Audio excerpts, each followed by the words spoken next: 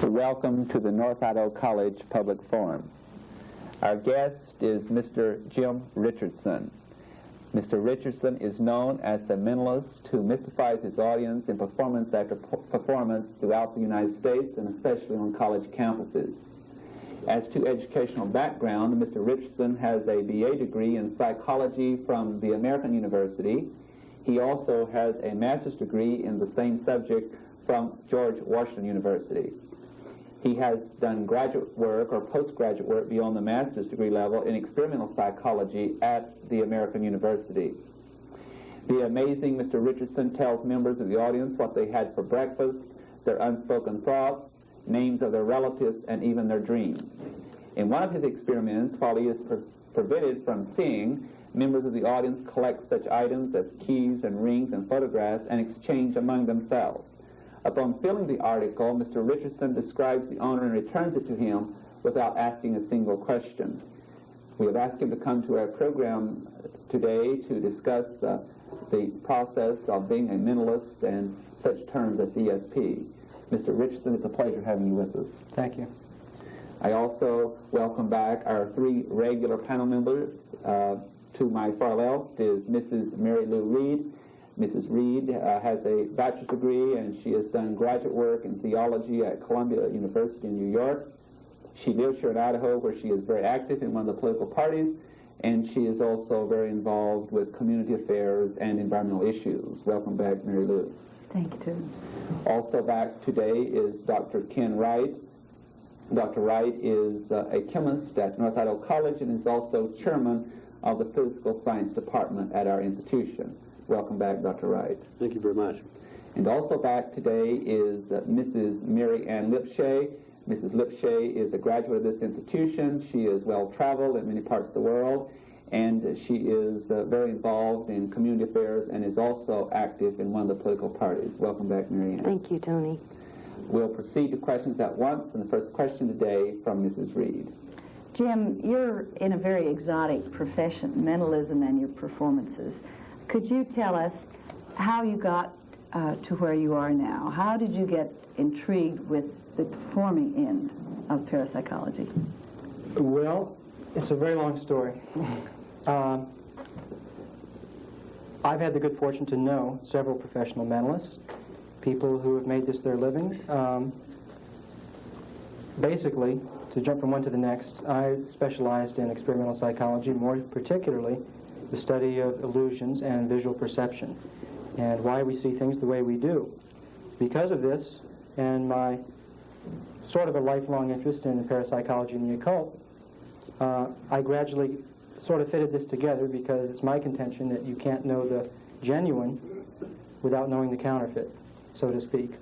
And we're finding that this is more and more true, that more people today are interested in parapsychology, and yet the best parapsychological researcher is one who's been trained in all aspects of the field. We found that scientists, in particular, are the easiest people to fool. This is what much of the parapsychological research of the past 2-3 years has shown us. Then you consider yourself a scientist, but you also certainly have powers of intuition. Now, do you feel that you have natural ability along this line? Did you discover this, or have you developed this yourself? I think it's a combination of both. I think that it takes a natural aptitude, let's say, rather than a gift. Some people can develop it more than others. I like to use the analogy, I could play the piano for 20 years, but I would never be an Elton John. Likewise, some people might study mentalism or the occults, let's say, for a long period of time and get nothing out of it. It takes a natural aptitude, just as many fields do. Thank you. Dr. Wright.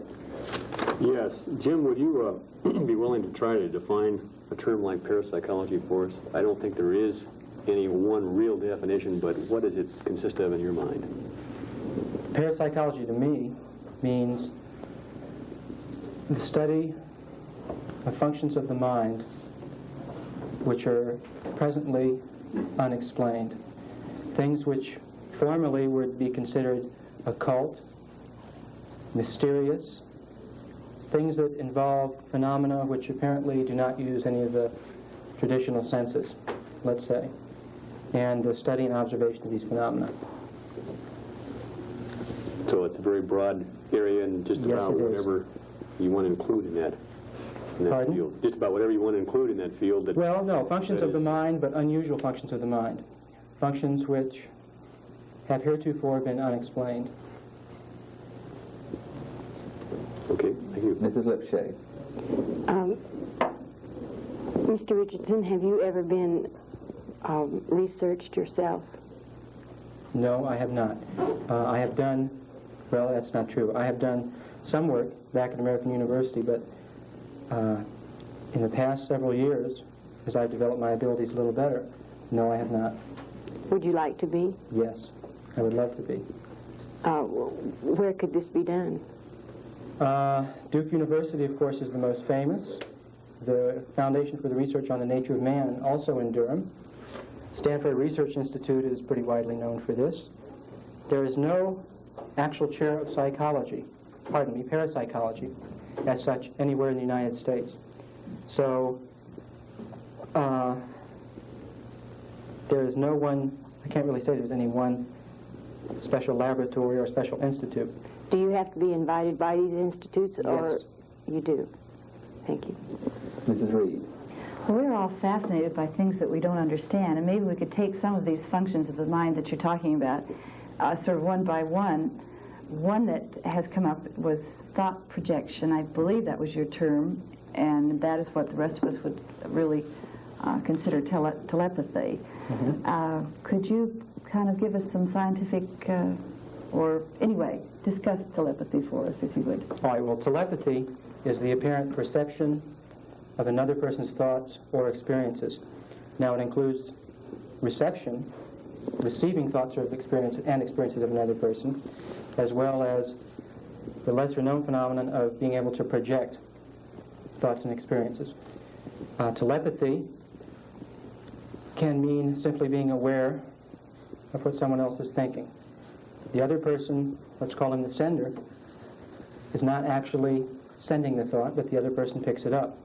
Whereas thought projection, one person actually concentrates on something, and a receiver is actually trying to receive that thought at that time. Now, in your performance, do you tend to use a situation where you are sending a name or an idea? Is that correct? Yes. And can you reverse it, where they will send it to you? Yes. I try to include a demonstration of both in my And programs. is it fair to ask you which is more difficult? I think they're about the same. I see. I would say that under controlled conditions, receiving is easier than projecting. And I think what little evidence we have would tend to back that up. Well, is there some suggestion that there are some problems with thought projection which might have some ethical overtones? That, I mean, are you kind of careful about the thoughts you send? Well, when I do an apparent demonstration of it, I usually use a name. People have seen the old movies where the hypnotist makes someone do something against their will. And, of course, it just does not work that way. It's not that refined, and people, when they hear the word thought projection, sometimes wonder, naturally, about the ethical implications. The Department of Defense is very interested in this, particularly for intelligence reasons. Are people making decisions on their own, or is somebody else making decisions for them, so to speak? I would say that there's nothing to worry about, though. I would say that it's such a crude, low-level phenomena when it can be done that there's very little reason to worry. In other words, you really can't send an idea, or can you? Sometimes you can, and sometimes you can't. But it is very, very iffy. And yet you could define it as coincidence. That's one of the problems in parapsychology. There's so many explanations. How do we separate hallucination from an apparition, let's say? How do we separate telepathy from clairvoyance? Sometimes the terms aren't easy to define. How do you separate it from coincidence? And sometimes they will happen simultaneously, where you'll have telepathy and hallucination. Possibly. But of course it's very difficult to say one way or the other. Okay, Ken. Dr. Wright. Would you be willing to elaborate for us a little bit under what kinds of circumstances you find telepathy most easily accomplished or most difficult? What personal characteristics of the people you're working with, as well as the background conditions? Well, the best conditions, of course, are when there's an isolation of both the sender and the recipient. The more people there are, the more distractions, the more difficult it would be. And most experimental research so far seems to corroborate this. In general terms, people in a dream state seem to be more receptive than people who are conscious. I find, personally, that skepticism plays a big part. A person who is a skeptic is much more difficult to reach than a person who expects something to happen. You have an expectancy factor, or the factor of psychological set, let's say. I don't know if that answers your question. No, that gives me a pretty good start. I might follow this up then with a question. How does this fit in with your observation that scientists in general are the easiest group of people to fool if they are most likely the ones to be skeptics? Well, because we run into the situation that those people who are studying parapsychology are not the skeptics, unfortunately. Scientists run into problems of grants. If they don't get results, they don't get the grant. Because of the field that they're in, they want results. Many people, I can't say all, but many people want results so badly that they won't see things that an outside observer would see immediately. They're set in their ways, and they have not had training in the methods of, let's say, trickery or fraud. They've been trained to observe and look at people in certain circumstances only, and they don't have the special training that enables them to, let's say, avoid confounding factors, such as sounds or other means, natural means, of sending or receiving information. Many, many confounding factors here, but it is a truism in the field that scientists are, generally speaking, the easiest people to fool. Is it correct then that the trickery, you can fool them fairly readily with trickery, but they would be difficult to work with in terms of thought projection or reception of thought because of their skepticism, maybe? You mean the scientist himself being the actual recipient of the... Right, or you're trying to read his thoughts. Well, most of these experiments don't involve the parapsychologist as such. The parapsychologist is just an observer who sets up the conditions. The subject tries to guess the number in a box which has been sealed, or tries to get an impression of a picture, let's say, that someone in another room is concentrating on. The parapsychologist himself is not actually the receiver or recipient in the experiment. He's simply the person that sets up the experimental occasion. Okay, that helps to clarify it quite a bit. I was thinking in the case of you're actually acting as a performer and dealing with these individuals, but you're speaking now in terms of the parapsychologist being the experimenter, setting it up. Right, as in measurements. As in most psychological experiments, the experimenter himself has to be neutral. If he's involved in the experiment per se, if he's an actual factor in the experiment, then the experiment is confounded and nobody would accept the results. Mrs. Lipshay. Mr. Richardson, do you have any exercises to strengthen your perception abilities? Do I do any exercises? Yes. Is there any a method that you use to try to strengthen this in yourself? No, nothing in particular. I'd say overall, for kind of a general answer that would answer your question, that relaxation exercises, regardless of whether they're meditation or simply progressive relaxation, I think that exercises like these help. The more disturbed you are or distraught, anxious, these of course influence your performance in anything that you do. Right. Do you believe, have you read anything on Carlos Castaneda? Everything except his last book. A Tale of Power. Tales of Power. Mm-hmm. Right. What is your opinion of Carlos Castaneda? Well, we've never met, but I find it very interesting. I find it extremely interesting. I think, well, the controversy is going around in Psychology Today last month as to whether it's fiction or nonfiction. Now, I don't know. I think it's immaterial because he said what he said, and he makes some extremely good points. If it is fiction, then I think he deserves more recognition than he's received. because anyone that could come up with fiction that good should receive more acclaim than he has received, and he certainly has received a lot. He talks about dreams and of conjuring or closing his eyes and being able to see the backs of his hands with his eyes closed. Mm-hmm. These were some of the exercises that supposedly he was instructed by a warrior to do. Mm-hmm. And that's why I asked you if you did any exercises along these lines. Well, the interesting thing about Castaneda is that he describes the exercises as they were given to him, yet he doesn't describe them in such a detail that a person reading his books could apply them to themselves.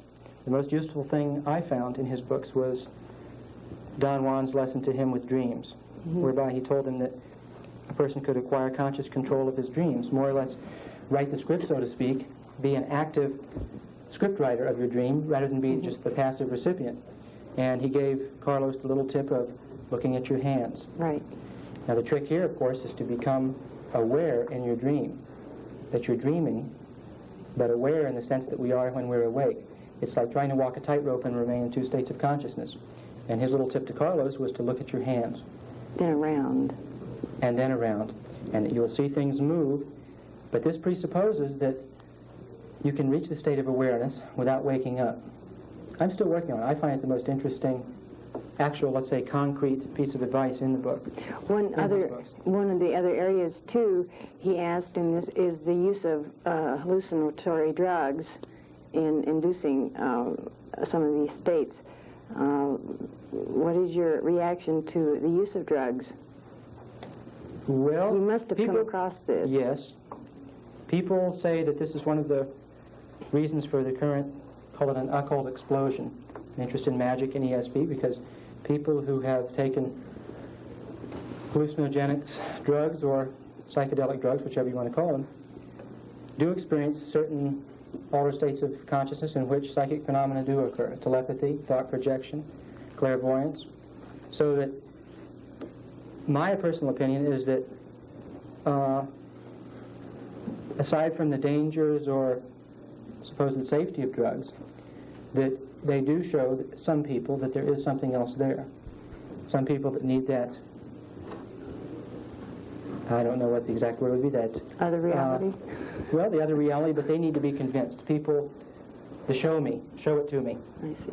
type of person, that this convinces people that there is something other. I don't think that there's any, I can say this pretty categorically because it has been studied, that anyone has developed permanent telepathic, clairvoyant, call it ESP powers as a result of drugs. I think the drugs may open the door, they may show some people that there is something else. But in terms of a permanent gain, I don't think there's any to be gained. Thank you. Jim, I'm sure the panel is going to pursue several of these terms with you and what they mean, such as trying to project outside one's own body and so forth. Before they get into that, I would like to pursue two questions with you that might, I think, finish our background before getting into more specifics. And one of them is simply a question I think that the audience might be thinking about, and that is, how did you become involved in this area of endeavor that is quite fascinating and also very mysterious to many people? Well, as I said, I used to be an experimental psychologist specializing in visual perception. I studied in illusions such as the moon illusion, various natural illusions, because through illusions we learn an awful lot about the way we perceive normally. Simply because we can measure, we can set baselines, we can study factors that we couldn't study in normal perception. And in doing so, I learned quite a bit about magicians, mental magicians, mentalists. My interest in psychic phenomena goes back, I guess, to when I was about 16. I saw an apparition. A friend and I simultaneously saw it. And we don't know whether it was actually something there or whether it was a telepathic hallucination, and I still don't know. But this was the first, let's call it a paranormal experience that I had seen. Of course, everybody reads about things, but when you actually have something happen to you, it's quite a different story. But in studying illusions, in studying psychic phenomena, I got interested in all facets of it because As I said, scientists are the easiest to fool, and unless you know the counterfeit, unless you know the fool's gold, you cannot accurately judge what is the real thing. The reason I pursued that question, other mentalists that I have come in contact with had some kind of experience that usually got them in the field. One that I recall, his brother committed suicide, and from that he was really started inquiring into the mind and developed it. Before I return to the panel, I would ask one more question, and that is, without asking you to reveal in any way any individual that you might have worked with, could you take a moment for the entertainment of our audience maybe to give us an experience or two that you have had with other people in this work that might be very interesting, of how people reacted to it, or experiences they relay to you of things they've had happen to them that seems quite mystical? Okay, I'll give you an example that happened 2 nights ago. I was in Seattle, and I was doing a program at the Czech Investigators Association, made up primarily of detectives, policemen, and their wives. There was a drawing, because it was a convention. They had 5 or 6 gifts, bottles of champagne, bourbon, so on. The lady sitting next to me mentioned that she played golf. Now, it is true that no psychic, apparently, can use his ability, psychic or mentalist, use his ability to win horse races, lotteries, and so on. But the lady sitting next to me mentioned that she played golf, and the prize coming up at the moment, there were probably 200 and some people there, and we all had tickets with numbers on them, and the chairman of the convention, of course, was drawing the numbers, mentioned that she played golf. So as we sat there, the golf balls came up, and she said, "I want that." So just as a whim, I sat there and rubbed my ticket. And she said, "Win them for me." I rubbed the ticket, and sure enough, I got it. And I gave her the golf balls because, of course, I don't play golf. Now, it could be chance, it could be coincidence. I don't know. But she did get the golf balls. Thank you. Mrs. Reed. Could we go back to dreams? I think you were calling it astral projection. Is that the correct term? Out-of-body experience. Now, certainly we know that scientists such as Dr. Freud and Jung would get up in the morning and they would be able to write down everything that happened to them all night. And do you feel that these people were able to control their dreams, or how far do you take this dream world, and would you expand on that? I think most dreaming is symbolic. It's symbolic, and from the evidence we have, it appears that it serves some sort of escape valve, some sort of release from the pressures of everyday life, let's say. I have never met anyone who could completely control their dreams. Don Juan in Castaneda's book apparently can, but unfortunately we can't talk to him. It's true that people who are deprived of dreaming become very anxious, disturbed. It appears that it serves a natural escape function of some sort. Somebody mentioned a joke. Someone told me they said they had a dream about reality the other night. It was such a relief to wake up. How about dreams as communication? This, of course, you're basically in the field of communication. Do you run into people who've had the same dream? Is this symbolic, or is this something that they are trying to, some way that they are communicating? You mean a recurring dream? No, a dream, a shared dream. 2 people having the similar dream and telling each other about it and finding out that it was similar. I don't know I'm really not qualified because I don't know of any instances where 2 people who were both dreaming had the same dream. There are studies being done right now and have been done for several years at Brooklyn's Maimonides Medical Center. Dr. Stanley Krippner is the specialist in this field. He has his dream lab, and one person who is awake tries to telepathically transmit a picture, a photograph in an envelope which has been sealed, in which the experimenter, the parapsychologist, is unaware of the contents. At the last minute he opens it up, and the subject in the other room, who was asleep, when the EEG shows that this fellow is in a state of REM sleep, in other words, he's dreaming, this person in the other room the sender opens the envelope, concentrates on the picture, and tries to send it. After several minutes, the receiver is woken up.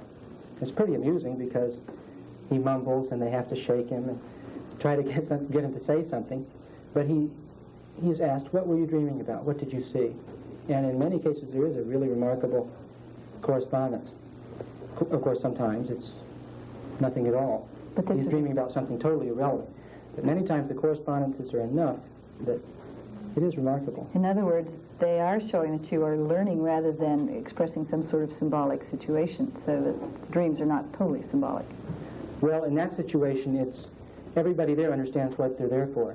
It's not a person going home and going to bed and going to sleep naturally. The experimenter knows what's going on, the center knows what's going on, and the percipient certainly knows what's going on. He knows that he's going to be dreaming. He doesn't know what about, but he knows that he's going to be woken and asked.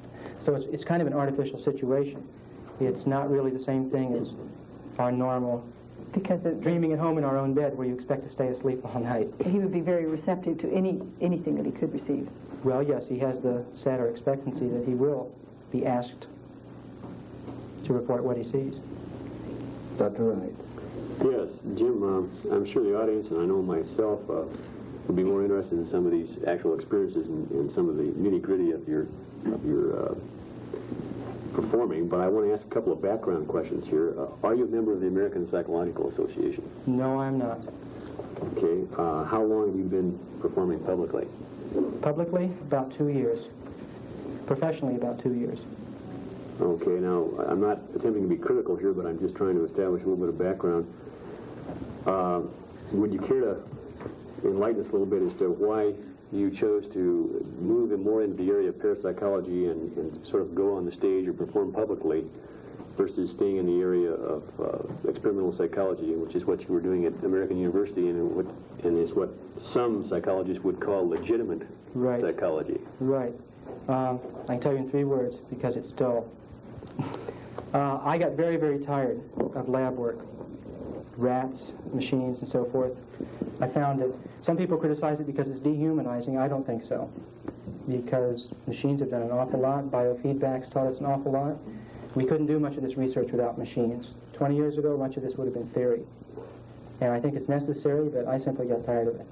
I think it's much more fun to meet people, to present things which challenge the imagination. People read about this sort of thing, they want to see something. I enjoy it, whereas working in a laboratory just does not appeal to me. Okay, thank That's you. the main reason. I enjoy it. Might I ask one more question? Yeah. Tony, sort of set the background for this. What is your opinion about the reason why the American Psychological Association does not seem to be receptive toward the area of parapsychology? They apparently do not consider this to be within the legitimate realm of psychology. Do you have any opinion about that? Yes, it's really a very natural thing. Psychology, as well, perhaps more so than other fields, has gone through various swings in, let's call it, emotional climate or attitude. The biggest change occurred back in the 20s when so-called behaviorism hit. And behaviorism, which is simply saying that all we can study is behavior, therefore such constructs or ideas as imagination, will, things like this cannot be studied simply because we can't get a handle on it, we can't measure it. Behaviorism said that all we can study is behavior.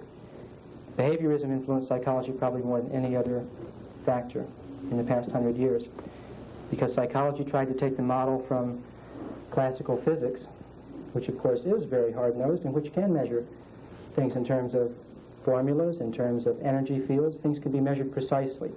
Psychology tried to adopt this model to gain respectability, because at one time psychology was not respectable.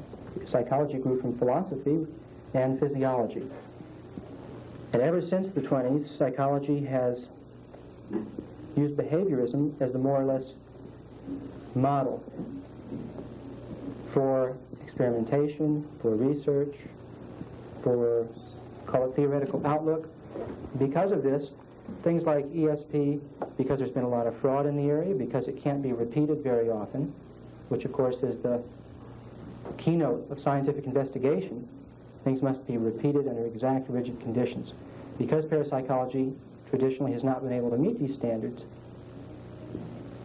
behaviorists, which includes the majority, I would say, of psychologists, behaviorists have felt that it should not be accepted.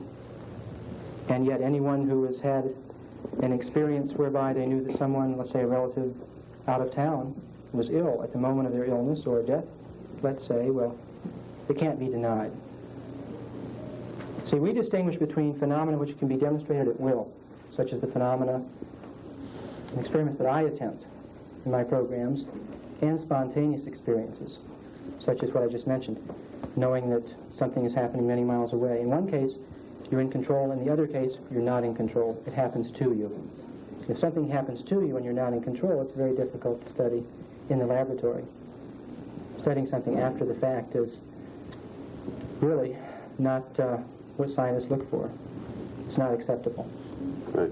Mrs. Lipshay. Jim, I have had the feeling that at times that I have been in a place, this place that I'm at, and I've never been there before, but everything is familiar. I have had a feeling that I have had this conversation at this particular time, that I've been here before. I doubt if you could go into a room of people that say I have not had that familiarity of feeling. Have you any thoughts on this? I've had that experience many times, déjà vu. Right. I've had that experience many times. The interesting thing about déjà vu is that sometimes it's a vague familiarity. People say, oh, I've met this man before. Or sometimes it's a very strong feeling. The person says, I know I've been here before. Why, there's the green curtain, and there's the clock on the wall, and there's the flag, and there's the lady in the blue dress.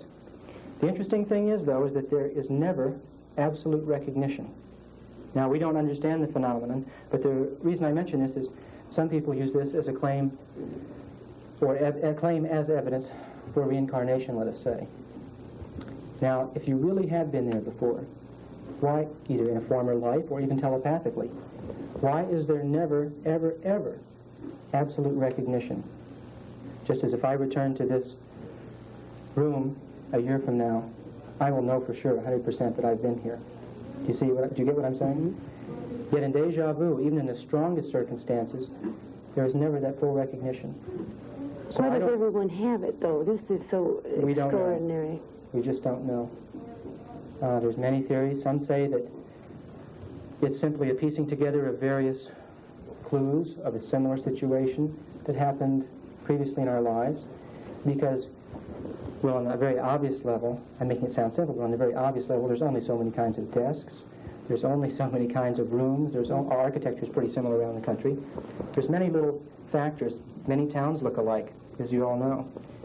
Even more so today. You drive into the freeway into any town, and there's McDonald's and Sambo's, and you could be anywhere. Now, I'm making fun of it, sort of, but this partially would explain, though, why there is only a vague familiarity. Some of the details are familiar. But just as this room is unique, there are many rooms pretty similar to it, I imagine. Pretty much similar, let's say. There are many rooms similar to this studio in colleges around the country. And we would find certain similarities. Now, if you don't remember the original source of that information, you don't remember the original location, you're going to go into that situation and say, I've been here before. I remember this and this and this and this. But that's just opinion. That's probably as good an answer as could be given to the question. But there never is that absolute recognition, which you would have had you actually been there, either in your mind or in a true physical sense. Jim might be able to bridge to the next question. It works in very well what I had on my mind to ask, and that is, out of this, I think, comes partially the theory of reincarnation. Some people contend that that's what it's all based on. Would you give us and the viewers your comments or views on reincarnation, if you are critical or supportive of it, and also try to explain why some people believe so firmly in this? Why they believe firmly, I don't know. My personal belief is I think it's an open question. Life after death, of course, is the ultimate mystery of all. It's the ultimate mystery and the ultimate fear that confronts everyone at some time in their lives. What comes next? Is this all there is? Is there more? Do we have another birthday? The supposed evidence for reincarnation, though, is very weak. It is very weak. People who have brought out past lives through hypnotists or whatever, it's interesting that they seem to follow a pattern. They're never a garbage man. They're always the Prince of Wales. They're always the Spanish Count. They're always the greatest bullfighter. They're always an Egyptian princess. I think you get what I'm saying. Of course, I would much prefer to have been an Egyptian pharaoh in a former life than the fellow that took out the wash. But as far as actual hardcore evidence that can be challenged and can be checked, no. The Bridey Murphy case, of course, of some years ago is the most well-known and publicized of all this, and unfortunately, the outcome of that was that it was more or less a publicity scheme, let's call it, that it was not legitimate.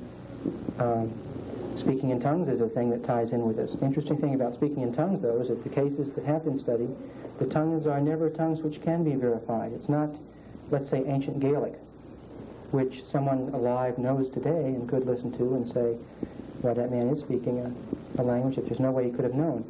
People who speak in tongues speak in a language that obviously means something to them when you watch their expressions and body language and so forth, but yet they're never tongues that, let's say, could be checked by someone today. Reincarnation, I think it's certainly more comfortable to believe in it. My personal belief is that I don't know if we are born back in the form of animals, or if we do come back or have been here before.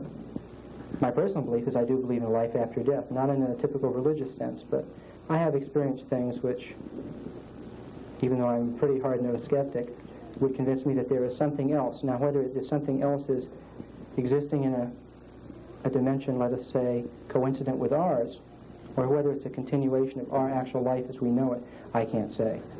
I'd be speculating. But there is no real hardcore evidence that you did live before. And even if let's say we hypnotized you and you remembered a former life, unless we could check it out, there really is no way of telling. So it's an open question. That's what makes this whole field so interesting. It is open. There are just many different ways of looking at it. Thank you. Mrs. Reed. Well, predicting the future is another aspect of parapsychology. And you were telling earlier of some of the criteria that you recommend for people who think perhaps that they do have a little extra sense of intuition, extrasensory perception. Would you share those criteria? All right, if you're going to make predictions, I think, one, they should be public. Two, they should be specific, reasonably specific. If I made a prediction that there's going to be floods next year, without saying where, or if I said floods in Africa, that's a pretty safe bet. But there should be some degree of specificity, it should be public, and the prediction should occur within a certain time span. Or the predicted event, should be mentioned within a certain time span. For people who want to try predicting, for people who want to learn how to predict, and give it a go, I would recommend that they first believe it can happen, at least admit the possibility. Two, they should write down their hunches, write down a premonition, a feeling, a significant dream. Write it down and date it, because we all tend to be lazy. We don't like to write things down. But record it. And then third, follow your feelings and see if you are right or wrong. And if you do build up confidence from your hits over a period of time, I think you would develop an aptitude, let's say. You do predicting yourself. Is this correct? I Did you do have some a predicting. column of some sort? Well, it's now defunct. The newspaper folded. Was this because you were right too many times? No. I was right considerably. But the More than chance newspaper- would allow, you could say. Yes. What are the chances? Well, it's difficult to say. For example, if I ask you to think of let's say a playing card, the old magician's thing. Think of a playing card. We can study this. Or think of a ESP card. We know that the odds can be measured exactly. In the case of playing cards, there's 53. If you include the joker. In the standard ESP deck, there's 5 symbols. So your chances are 1 in 5. This we can measure. This we can meet the American Psychological Association's criteria of validity. Okay. What are the chances of knowing that there's going to be a hurricane in Texas next year? See? We can't measure it. We don't know. It's open-ended.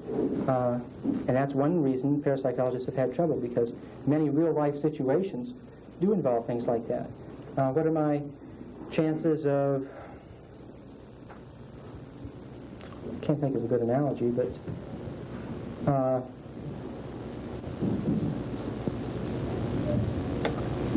What are the chances of floods? I go back to the same thing. What are the chances of that happening? It can't be measured. We can't put it in numbers. We don't know. Did you enjoy predicting, say, world events? Was this part of your column? Yes, it was. And was this something that was kind of fun? And do you think it was did it require more study than intuition? Some did, yes. Before we move on, if the panel will forgive me, I'll interject an example or two because Mrs. Reed has brought this up. According to some literature I received from you, I believe you made some predictions that are quite contemporary yet. One of them dealt with former President Nixon. Is it not true that you predicted that he would not go to court, would not be... That's true. That was about a month before things got really hot and people said that he would have to appear in court. That's while he was still in office? Yes. Oh, yes. This was last spring. Before the pardon and so forth. I understand you also have predicted that a toothpaste may be coming out or will be coming out in the near future. Would you tell us what's so magic about this or so different? Well, I predicted that a toothpaste will be out within 2 years, which will eliminate dental cleaning bills. It will be a major toothpaste. I can't mention brand names. But it will be a toothpaste which will contain an additive, a major toothpaste. It's currently being sold, but it will contain an additive which will eliminate dental cleaning bills because it will contain an ingredient which will eliminate the formation of plaque on the teeth. I don't want to say completely eliminate dental cleaning bills, but for all practical purposes will. Now, of course, I may be wrong. I'm trying to point out that in the past I'm 80% correct 20% of the time. So that I think, though, you are going to see. I also predicted that when the entire story of Watergate is told, that truth will be stranger than fiction. The tie-in with, well, I don't want to get myself involved too much here, but I would say that the tie-in with, let's say, other interests in the U.S. and abroad will seem incredible. You do think that will be revealed? I think eventually, yes. I can't put a time span on it because I don't know. I think the whole Watergate business, it just comes out little by little. Very slow, long process. I think Fidel Castro will be out by next summer. I predicted that publicly 6 months ago. I also think that there's going to be a breakthrough by the end of this year in the treatment of arthritis. And I also believe that researchers are going to develop new food sources from grasses, such as straw, hay, presently indigestible grasses with a cellulose base. I think this is going to happen within a reasonable amount of time. Thank you. Dr. Wright. I have one quick question here and then another one. Do you have a strong feeling about what brand of toothpaste this is going to be? You just don't I just don't want to say? mention it on television. One of two. But you I'll put do it that have- way, a major selling toothpaste. One of the top toothpastes. But you're pretty well convinced in your own mind that you know which one it will be. Yes. Have you written this down anywhere so this could be verified later? It was in my column published, yes. Okay. I didn't mention the brand, though. I said a major selling. Oh, have you mentioned the brand anywhere so this could be verified later? I'll tell you afterwards. All right. Of course, I don't know how we make this public, but...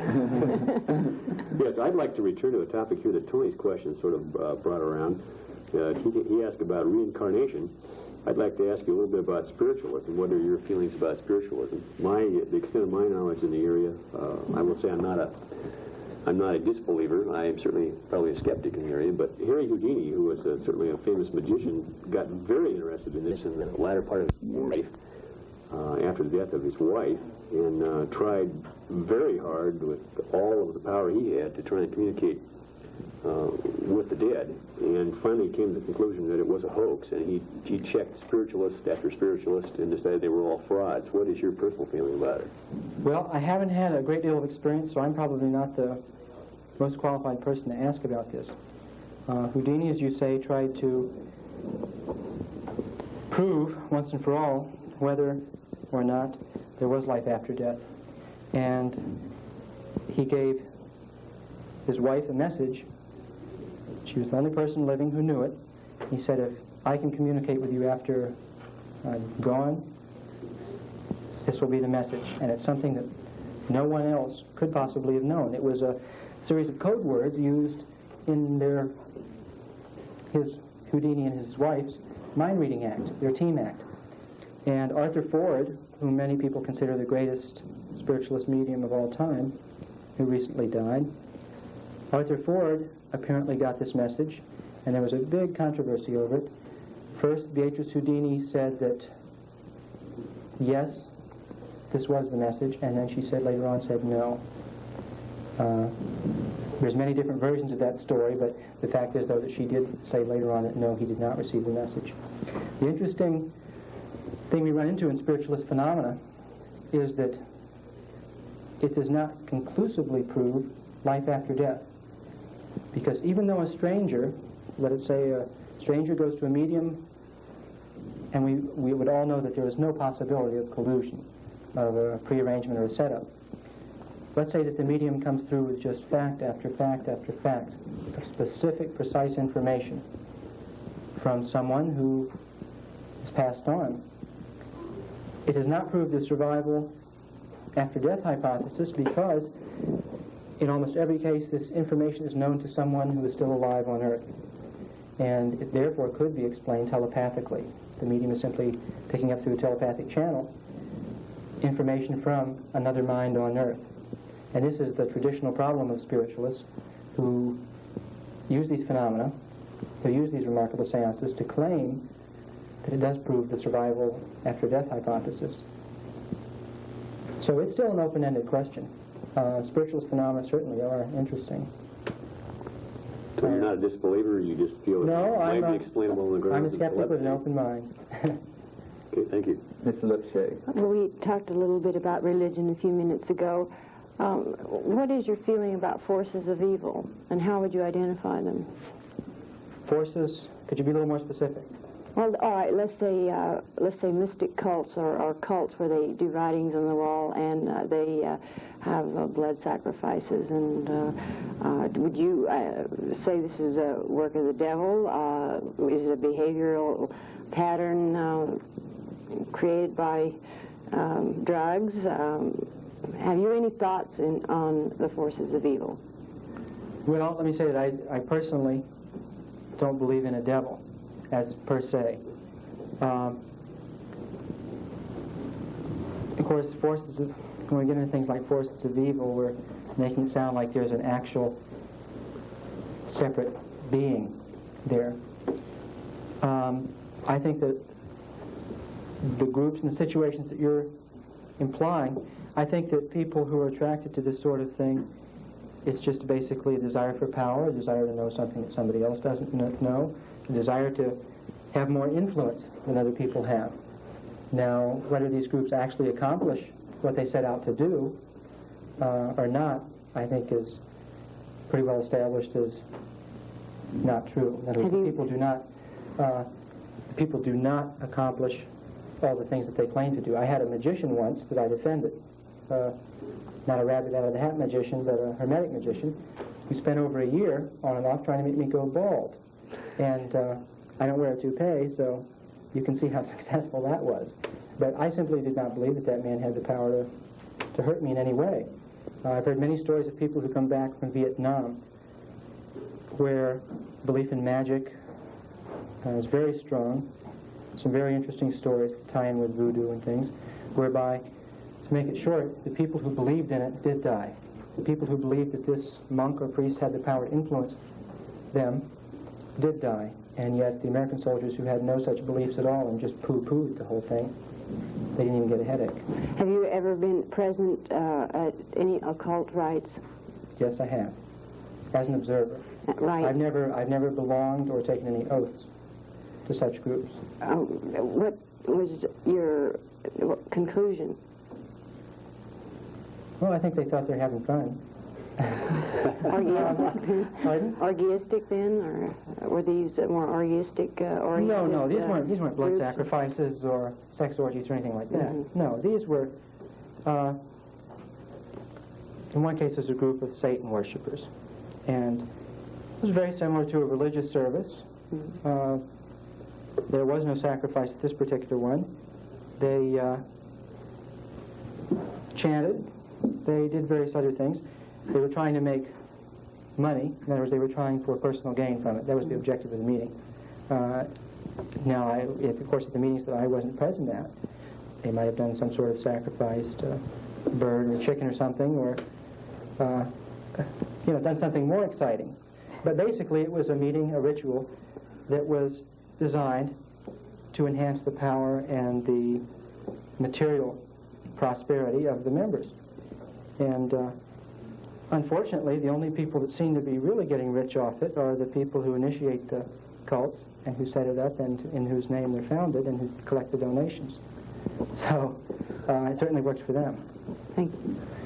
I would like to pursue the theological aspect a little further with you. I know that some of the panel members and I are very interested in this subject, and what we might describe in the more fundamental religious organizations, there is a concept of belief that there is life after death, that one can be very sure of that, and there is a very supreme being, and that we are not in this life to know the future here on earth, and that after death that we will go to another place but not return here.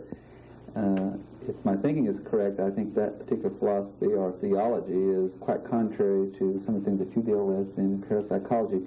Have you had a dialogue with people of that position, and how do they feel about your work? Well, strangely enough, my personal position ties in just almost 100% with what you've said. I believe, well, without repeating what you said, I would go along with all that. I don't see any contradiction, really. I just don't see any contradiction between it as such. Now, when you get into witchcraft and things like that, which I don't do, then I could see you running a conflict with traditional theology. Well, there'd be one area that you would be in conflict with traditional theology, and that is your projections, our predictions of the future. Most people in the more fundamental groups believe this is not possible. Well, but I don't predict my own life. I never predict anything on myself. I think it's more fun not to know what's going to happen. When you do predict, it can become a self-fulfilling prophecy. I don't predict assassinations or things like this. I don't really see the conflict between traditional theology because the Bible's full of people who made predictions. The world is full of people who make predictions, many of which are accurate. So something's got to be wrong somewhere, or else there really is no conflict as such. It's free. Well, you specialized in illusion. You started out there. Visual illusion. Visual illusion. Could I ask you how you explain unidentified flying objects? I don't know. I think they're very interesting. We still have no actual hardcore evidence. I keep using the word hardcore because some people say evidence is evidence, but it isn't. A burned circle on the ground is not hardcore evidence. When we find a strut from a landing gear from one that had a mechanical defect, that would be hardcore evidence. When we have reliable photographs up close of one of these objects, that would be hardcore evidence. There are objects that have been tracked on radar, traveling many, many times faster than anything that we know, way beyond any present propulsion system we have, and which apparently encounter forces by inertial forces and so forth, acceleration and deceleration, which would completely tear apart any structural material that we know of. But taking the step and saying that there are these unidentified flying objects that do things that we don't understand, and saying that they are from another planet, by implication, is carrying the logic a little further than the evidence would seem to warrant. I think that this field in particular, UFOs, seems to attract an awful lot of people who have the strongest faith I've ever met. But beyond what the evidence would seem to say. But I think also that the government reports were glossed over a little bit, and Dr. Alan Hynek, who is probably the country's foremost authority on UFOs and who was the authority for the Air Force, now has admitted that the Air Force does tend to gloss a few things over, and that those 5% of the cases, let's say, that have not been explained still are pretty good evidence that there is some strange phenomena at work. Most cases, of course, of UFOs can be explained. They can tie it in with weather balloons, many, many different things. Ice crystals, just all sorts of things. But even so, that small percentage of cases that cannot be explained makes it a very interesting subject. If we knew it, it wouldn't be interesting. It wouldn't be fun. I'm sure everywhere you go, people ask you how you feel about The Exorcist and how you feel about demons. What do you think of The Exorcist? I didn't like the ending, to tell you the truth. I didn't read the book, but I did see the film. I thought it was a very good horror story. I think it's the ultimate horror story, really. The fear of actual possession by another entity is probably the ultimate horror story of all.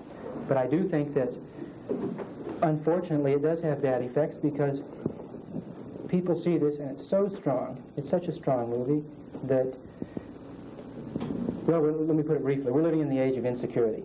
I mean, this is what a lot of psychologists call the past 5-10 years, the age of insecurity. And something like this, instead of bringing people together, instead of making people more friendly and more open and more relaxed, it makes them more uptight. People that take the story seriously. I'm not advocating censorship or curtailment of showing it, but I just think that people who do see it should recognize it as a story and realize that possession, as shown in that movie, is not a documented fact. The few cases of possession that we do have, in spite of printed reports to the contrary, do not occur as portrayed in the movie at all. It's just simply not that dramatic.